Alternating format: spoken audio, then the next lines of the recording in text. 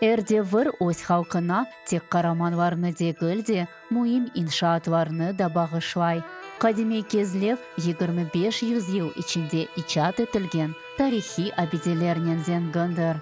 Шубесізки, оның гізлі соқақлары, eski evçikleri, kuyuları, camileri, atlı deniz dalgaları hem kuvançlı hem de kederli vakalarının şahı oldu.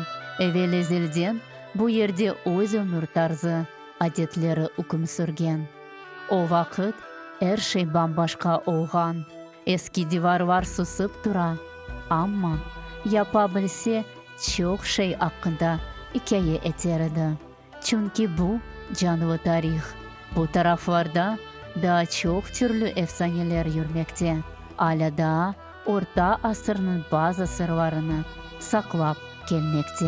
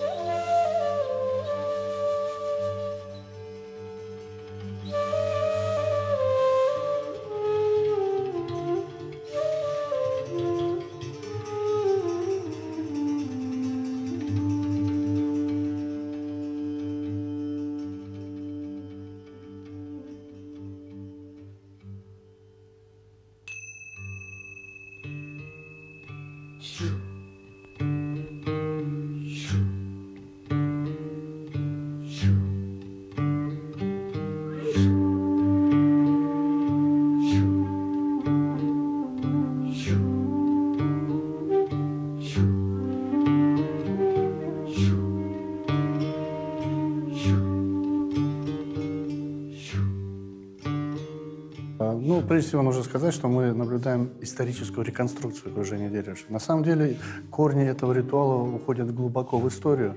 Впервые об этом говорили в XIII веке. Это не танец. Прежде всего, это молитва. Дервиши во время кружения, кружась, впадали в особое мистическое состояние, которое сейчас принято называть трансом. И это состояние и являлось у них одним из методов общения с Богом. То бишь они молились и в трансе находили единение со Всевышним. Некоторые дервиши даже утверждали, что они во время кружения растворяются во Вселенной, растворяются во Всевышнем, становятся маленькой его частичкой и даже могут с ним общаться. Но таких дервишей были единицы, их называли арифами или святыми, те, кто достиг высшей степени просветления. Именно благодаря таким людям, арифам, к дервишам в средние века относились с очень большим уважением и повсеместно почитали.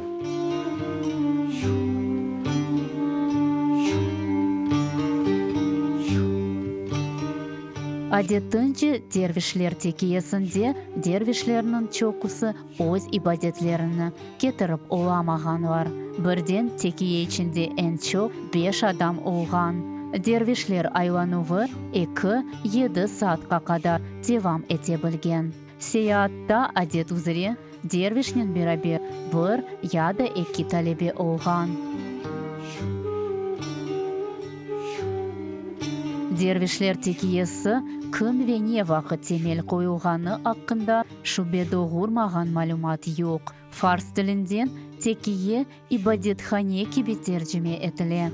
Yani bu Mevlevi adlı Sufi ordeninin ibadethanesidir. Belli ki her bir ordende öz adetleri olgan. В каждом ордене есть свои обряды построения Чилехане. Нахшбанди, Руфаи, Мевляна. Каждый имеет количество келей. Поэтому 18-19 число, которое в Коране говорится об этом числе, именно такое количество келей относится к суфийскому ордену Мевлеви. Мевлеви в переводе с персидского означает «наш господин». Так называли в середине XIII века звезду восточной поэзии Джалалиддина Руми. İş şunda ki, aynı Celaleddin Rumi'nin şiirleri Sufi felsefesini aks etken, adamның адамға münasebetini, adamның insaniyetke münasebetini göstergenler.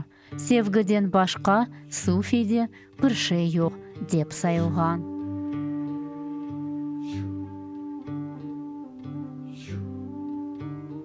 Суфийлик бу илим ве фельсефе, яни инсанга мунасебет фельсефесыдыр. Дервиш исе бу илимнин хизметчисыдыр. Дервиш фарс тилинден фукаре кебе тержеме этиле. Амма гонлюзенгін, ниетлері исе теміз, тамырлары асылзаде оған. Бүтін байлықларыны қаудырып, Аллахқа хизмет етмек үшін өзіні бергенлер. Дервиш посвящал свою жизнь служению только Всевышнему. Он любил Всевышнего, он боялся Всевышнего и подчинялся только Всевышнему. Он не подчинялся ни султанам, ни правителям, ни богатым. То есть это был независимый человек от земной жизни. Знаете, если прикосновение дервиша для султана, это было честью.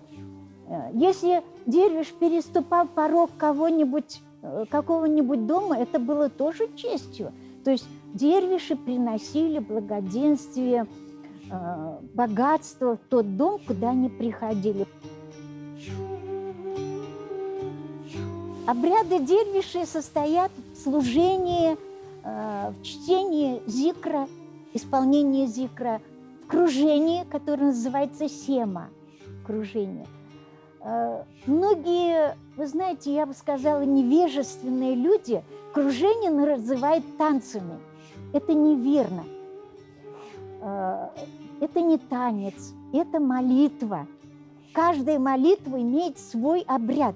Мусульмане открывают обе руки, направляют Всевышнему, просят о чем-то. Христиане прикладывают перст, опять-таки обращая Всевышнему. Иудеи прикладывают два пальца тоже Всевышнему. А дервиш, вот он. И, пожалуйста, мы смотрим, дервиш в таком состоянии, он молится. И во время молебни он медитирует. И в медитации, войдя в транс, он растворяется во Всевышней силе. Яраби yoğagan şu энергияны açık olğan avuç içinden kırsetip, özünden keçire ve yerge bakkan ikinci avuçının içinden yerge çıkara. Şu энергия ekstrasensorika deb adlandırıla. Böylece dervişler bir şehirden başka şehirge yürüp, insanlarını tedaviley edi.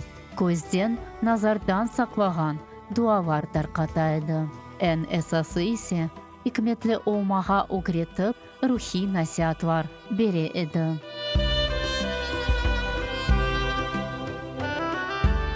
Орта асырларда бүтін Қырым шehirlerinde, Бuyuk көйлерінде біле өз суфи текиелері olған.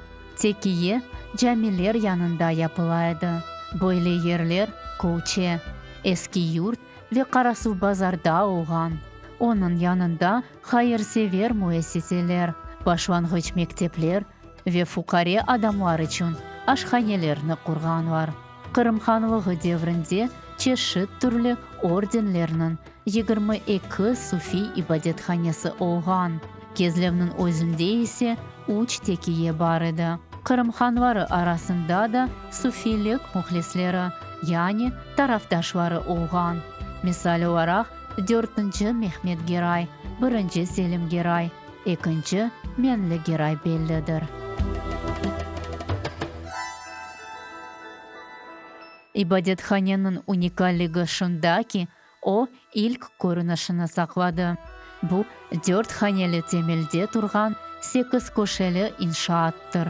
Her 8 köşeli tarafında 2 pencere var. Gün devamında олар нефбетынен binanı yarık ile yaraştıralar. Архитектура достаточно интересна. Если вот посмотреть снаружи, а потом зайти внутрь, складывается впечатление, что вы попали в другой объект. Дело в том, что храм изнутри купольный, и складывается ощущение, что он изнутри намного больше, чем снаружи. Здесь классическая, скажем так, восточная архитектура. Вот эта часть, которая пристроена снизу, это как раз тот отдел храма, в котором находится келья, челяхане. Они строились для того, чтобы дервиши после кружения, после общения с Богом могли уединиться, помолиться, пообщаться со Всевышним. А центральная часть была именно сделаны для того, чтобы там проходило таинство общения с Богом. Тепеден бақсан, бина шемсиеге ошап келе. Техники тарафтан пектегіз ведоғру құрылған. Атта бұл күнге қадар қазаи ауда буынған иншаат деп сайылмай. Абидеви ведоғру технологияда yapılған. Күббе шекліндегі эсас дамы, бойық зауның этрафында ерлешкен 19 чиллехане бинаға өзгінлігіні бағышлай. Чиллеханелерге дервишлер өзу қалмақ үшін кіргенлер. Әрбір чиллеханеде өз ғайреті бар деп сайылмақта. Бірісіне кірсен савандыра, башқасына кірсен өзіні ойледе хош дуясын, чықмаға біле істемейсін. Бұсыз вешу чиллеханенің ғайреті келішкені ақында икәе әте. Ибадетханенің баш кіріш ерінде ақреплер юрішіне қаршы кеткен чиллеханелерні сақ тарафтан солға сайсаңыз, өзіңіздің сиырбас сайысыңызны білерсіңіз. Айны шу сайда мұйым шәйлер, вақалар олмалы деген мистик фікірлер халық арасында юре. Біраз вақыт кечкен сон текиеге комшылыққа жами ве медресені құрдылар. Шукурула Эфенди адыны ташыған жұма жами 17 асырның ортасында құрылғаны ақында малюмат бар. Шымды жаминің минаресі эшілді, диварлары сақланды, дамы исе яныдан құрылды. Зал чешіті де саде ведерт көшелі иншаат. Бинаның құрылыш системасы сейсмик дұрғын yapılған. Бина өзі саде олса да, минаресі ақында çok acayip efsanелер юрмекте. Дело в том, что он пережил несколько землетрясений и даже пожар. Вот когда горел, местные жители сбежались для того, чтобы попытаться потушить, и увидели необычное явление. Часть минарета была покрыта такими яркими серебристыми потеками. Но в 18 век люди достаточно религиозные, сразу же делают соответствующие выводы, что это нечто сверхъестественное, что это какое-то знамение. Многие даже стали поговаривать, что это серебряные слезы, что минарет плачет, сожалея о случившемся. Хотя этому явлению на самом деле есть рациональное объяснение, секрет кроется как раз в технологии. Дело в том, что когда делали кладку, по спирали сверлились вертикальные отверстия, это по полметра глубиной и по 7-8 сантиметров в диаметре. И туда вставлялись металлические ригеля, которые укрепляли конструкцию, чтобы они не болтались, их заливали расплавленным свинцом. Но свинец боится термического воздействия, вследствие пожара частично расплавился и подарил такую интересную легенду про плачущий минарет. Бұл башташлар ise дервишлер текиесінің территориясында қадими қабристан ерлешкені ақында избат ете. Оларның пейда олған елі белі дегіл. Ama bazı tarihi malumatlarda башташлар та 9-13 asırlarga ait olğanı qayd etilе. Sabık medresede endi Kırım Tatar Kavmiyat Muzeyi yerleşe. Anda milli esnaf, ev donatma eşyalar, urba vesilalarını görmek mümkün. 19 asırның ортасына ait olğan Kırım Tatarlarının odasında taqdim olunğan turmuş eşyaları ayrı ruhni bağışlay. Sanki bu yernin tamır halkı keçmişten canlanıp öz evlerine qayta ve eski kezlerde, kenede ömür devam etmekte.